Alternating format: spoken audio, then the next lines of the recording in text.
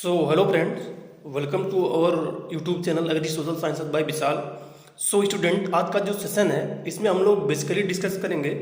अभी यूजीसी की तरफ से एक नोटिस आया है, क्योंकि यूजीसी जो है नेट का कंडक्ट करता है, जो भी आर्ट के लिए और कुछ साइंस एंड अप्लाइड साइंस के लिए बैकग्राउंड के स्टूडेंटों के लिए नेट एंड जेआरएफ का एग्ज़ाम यूजीसी कंडक्ट करता है। तो यूजीसी क्या है?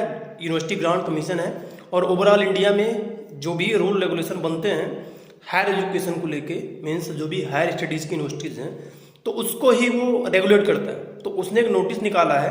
नोटिस को ऑलरेडी मैंने सर्कुलेट किया था और आपको भी मिला होगा। तो नोटिस में इन्होंने क्या मेंशन कर रखा है कि जो आपका नेट है कैटेगरी बांट रखा है। जैसे कि जेआरएफ है तो आप फेलोशिप पाओगे, नेट जो है आप असिस्टेंट प्रोफेसर के लिए एलिजिबल रहोगे। अब क्या है, क्योंकि न्यू एजुकेशन पॉलिसी एनईपी 2020 में आई, 2020 में न्यू एजुकेशन पॉलिसी आई, और उसमें इन्होंने क्या मेंशन कर रखा कि जो एक नेट है वो भी मीडियम है पीएचडी में एडमिशन लेने का।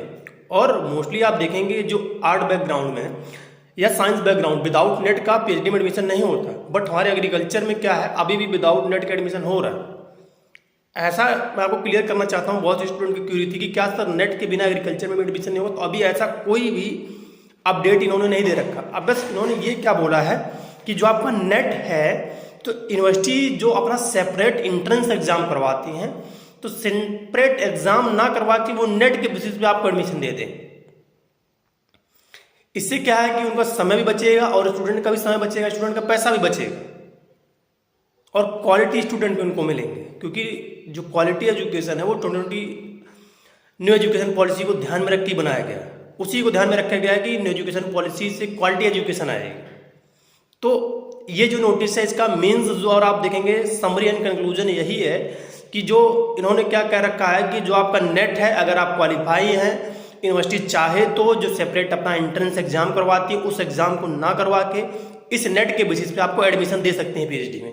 बस इतना इन्होंने बोला। ऐसा नहीं बोला कि कंपलसरी ही है, बोले कि ये इंस्टीट्यूट के ऊपर डिपेंड करता है। जैसे आप देखेंगे यूपी ग्रेड एग्जाम होता है पीएचडी में एंट्रेंस के लिए, तो ये पीएचडी के एंट्रेंस ना करवा के इस नेट के बेसिस पे एंट्रेंस दे सकते हैं।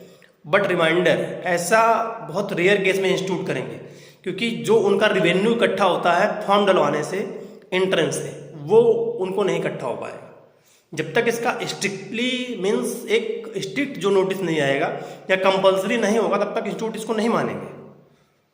तो ये चीज़ें हैं। मैं सोचा आपको एक अपडेट दे दूं। काफ़ी दिनों से वीडियो भी नहीं आ पा रहा था, क्योंकि इधर आप देखेंगे छुट्टियाँ भी चल रही थी। तो आई होप ये जो इन्फॉर्मेशन है आपको क्लियर हुआ होगा। इसके बाद भी अगर कुछ आपका डाउट है तो आप कमेंट करके जरूर पूछिएगा। वीडियो को अपने फ्रेंड तक, बैचमेट तक, जूनियर तक जरूर शेयर करिएगा। Thank you for listening.